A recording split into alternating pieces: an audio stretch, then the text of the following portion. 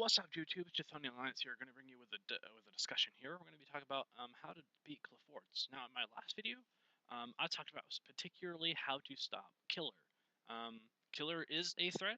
Don't get me wrong, but in the OCG and the American part of the TCG, Qliphorts don't even run Killer here. So we're going to talk about just the ways to get rid of those.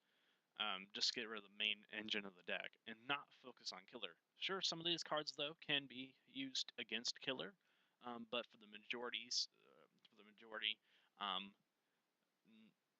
they're going to be focused mostly on the main deck instead of just one singular card. And I think that's where I was sort of incorrect on some of them because I was focused on mainly stopping Killer. So, but some cards do stand as they are. But we're gonna the deck is this segment is organized. So we're going to talk about how to work with this. The first things first, you're going to want to probably focus on is mass removal. Um, a lot of these cards have seen degrading has degraded in play. Some of these don't even know that. Some people don't even know that some of these cards even exist. But Dark Hole and Torrential have seen decreased play mainly because of the limiting of Raigeki. But despite of that, I think they can be really good counters to their swarming. Sure, they'll go back to the top of the extra deck. Same thing with Acid Rain and Raigeki Break. I still think that they could be. I still think it would be better than just not doing anything about it. But I think the most popular choice people will be looking at is System Down because it destroys all face-up machine type monsters your opponent controls and banishes them. And it also destroys them in the it also banishes them in the graveyard. So I think that one will be the most popular choice of mass removal. Pay 1,000 life points isn't even a cost when you're considering the advantages that you're getting out of that. So, yeah. Next, you're probably going to want to focus on is mass back row hate. Mostly, I think the popular choices would probably be Fairy Wind, Spell Shattering, Malevolent, Anti-Spell Fragrance, and Curse Seal. Because the decreased play in MST and Dust Tornado and somewhat Night Beam has become so prevalent, I think these cards would be more of a blindside than anything. Night Beam is seen in Night Beam and MST have been seen in both in all Qliphort builds, but I think Fairy Wind, Spell Shattering, and Anti-Spell Fragrance would probably still do the best work out of all of them because simply being Anti-Spell Fragrance just stops pendulums in their tracks altogether. And Spell Shattering and Fairy Wind gets rid of all of them. And it even gets rid of Sacrifice too, but I mean Sacrifice is sort of a problem too.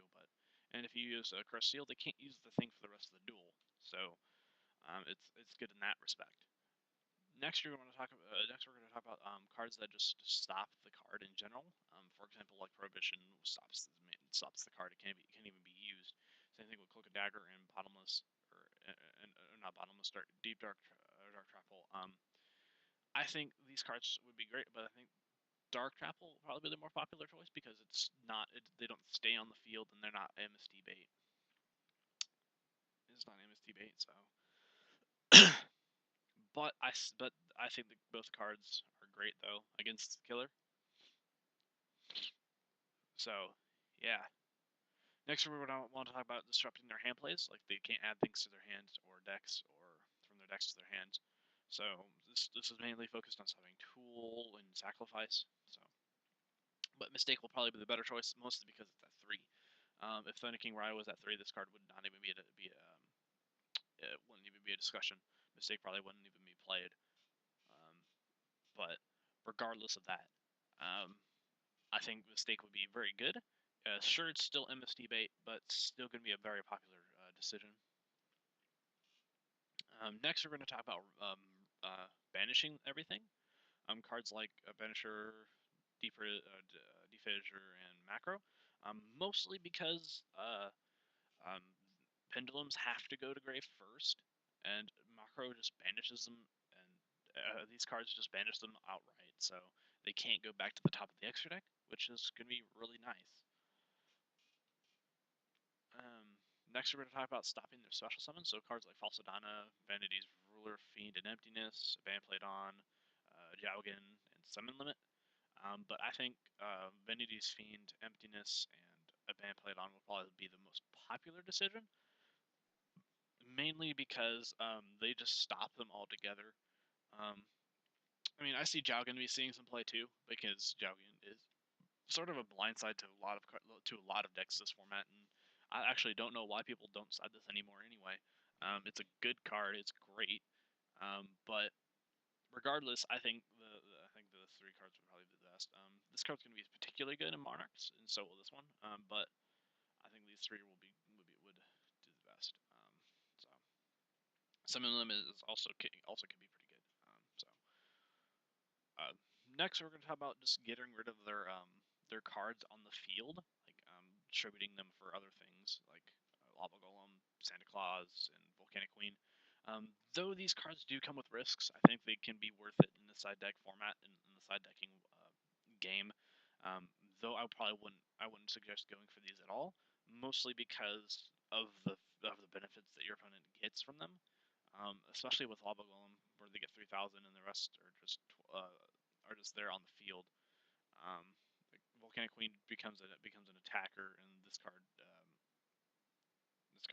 adds consistency. So none of these cards are I would consider viable. So next we're talking about like overworked cards like this are really good because these in general at least stop um, uh, they stop their major combos off going off.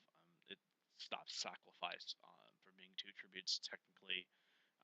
It stops all their buffs and whatnot, and I think it's going to be really good.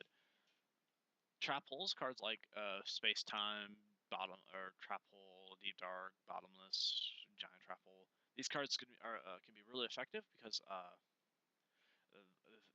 pendulums usually special summon more than one, and that's and the Qliphorts are no different.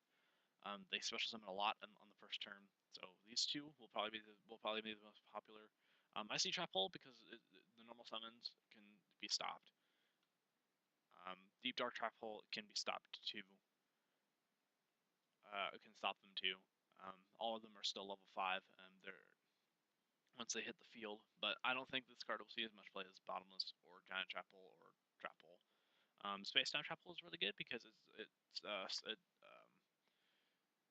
stops them from a hand or extra deck. So next, we're going to talk about the Solemn cards, the cards that can really stop like things in general, like Solemn Scolding and Solemn Warning. I don't think Solemn Advice would be as popular as Solemn Warning. Solemn Warning is already made, and people don't like Solemn Scolding because it's not really lackluster.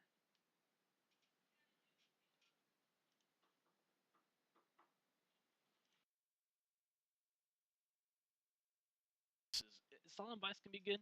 It's if you want to stop their first turn, if you want to disrupt their first turn plays, and you have to get this first turn. If you don't play this card. So that's why I think it's less viable than Solemn Warning. And if Solemn Judgment comes back to one, which I think might happen, and I'll have a discussion on that later. Um, um, uh, Solemn Advice would just be seen out, would just go out the window. So,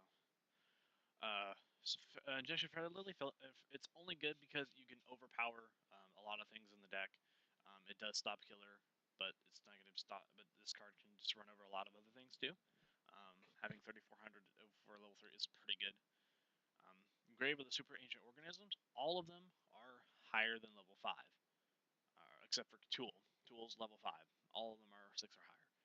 So having this card be on the field is still good because they can't declare an attack and they can't activate their effects. So essentially, they just don't work. So I see that really good. Ojama Trio. Um, this is probably only good if you're going to set up for a game eventually. Your opponent can't tribute them, so they have no way to destroy them regularly. I don't think this time Qliphorts are running Dark Hole or Raigeki. So, well, even Raigeki wouldn't even matter, but I don't think they're running it anyway. Um, they're going to have a really tough time dealing with this card, mostly because Ojama Trio just clogs up through their fields, and they can only have 2 monsters now. So I really think this card's going to be really versatile. Next, we're going to have Drastic Drop Off. You're going to want want to play this card on particular moments when they add for tool or sacrifice, because now they can't have them. They can't activate. They can't use those cards. So, yeah. Force back. Force back can be really good, mainly because it sends everything they want, everything back to the hand. It sends a normal summon monster back to the hand. Um, it's not as good as Compulse, I do admit that, but regardless of that, I really think it's going to be good. So, yeah.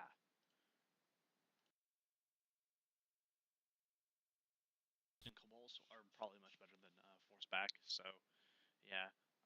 Ragnar Zero can be pretty good against them too. It's the same thing as Overworked, except it only destroys one and not all of them. So it's not as it's still viable, but it's probably going to be still probably a better choice than Overworked because it's a main deck card anyway. So yeah, I think that's all. That's all I'm going to talk about for now. And I think all these cards are viable side deck options. So try them out, and if you like them, do that. So yeah. Anyway, Plutonian Lines signing.